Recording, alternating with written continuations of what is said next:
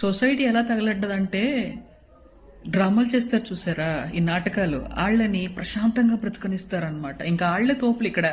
అదే నిజాయితీగా ఉండాలని ఏడిపించి సునకానందం పొందుతారు. నిజం. అబద్ధాలు చెప్పే వాళ్ళని ఇలా నమ్మేస్తారు.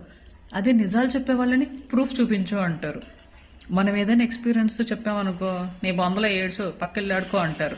అదే వాళ్ళు పడి ఆ కష్టాన్ని వాళ్ళు రియలైజ్ అయినప్పుడు అయ్యే అరే వాళ్ళు చెప్పున్నారు కదా వినుంటే సరిపోయేది అని అంటారు.